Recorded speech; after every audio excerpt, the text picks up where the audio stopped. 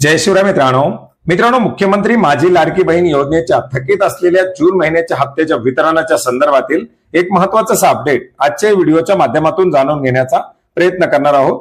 मित्रांनो, राज्याचे वित्तमंत्री उपमुख्यमंत्री अजितदादा पवार यांच्या माध्यमातून मुख्यमंत्री माझी लाडकी बहीण योजनेकरता निधी वितरित करण्यात आलेला असून 1 जुलै पासून महिला लाभार्थ्यांच्या खात्यामध्ये हप्त्याचं वितरण केलं जाणार असल्याची माहिती देण्यात आलेली होती।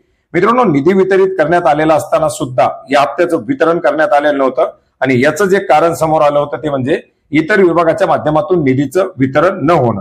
मित्रांनो, अखेर याच्यासाठी आता आदिवासी विकास विभाग आणि सामाजिक न्याय व विशेष सहाय्य विभागाच्या माध्यमातून या योजनेकरता अनुसूचित जाती आणि अनुसूचित जमातीच्या लाभार्थ्यांकरता देखील निधी वितरित करण्यासाठी मंजुरी दिलेली आहे, ज्याच्यामुळे आता या योजनेचा हप्ता वितरित होण्यासाठी मदत होणार आहे। मित्रांनो, याच्यामधील पहिल्या जीआरच्या माध्यमातून 1 जुलै 2025 रोजी आदिवासी विकास विभागाच्या माध्यमातून अनुसूचित जमातीच्या ज्या महिला आहेत या महिला लाभार्थ्यांच्या हप्त्याचं वितरण करण्यासाठी निधी उपलब्ध करून देण्यात आलेला आहे। मित्रांनो, एकंदरीत मुख्यमंत्री माझी लाडकी बहीण योजनेच्या आदिवासी घटकाकरता वेतनोत्तर उद्दिष्ट आहे। या उद्दिष्टाखाली 3240 कोटी रुपयाची तरतूद करण्यात आलेली आहे आणि याच्याच पैकी आता या योजनेचा जून महिन्याचा हप्ता वितरित करण्याकरता 335 कोटी 70 लाख रुपयाचा निधी वितरित करण्यासाठी 1 जुलै 2025 रोजी मंजुरी देण्यात आलेली आहे। मित्रांनो, याचबरोबर अनुसूचित जाती विभागातील ज्या महिला आहेत या महिलांचा हप्ता वितरित करण्यासाठी सुद्धा आवश्यक असलेल्या निधीच्या अनुषंगानं हा निधी वितरित करण्यात आलेला आहे।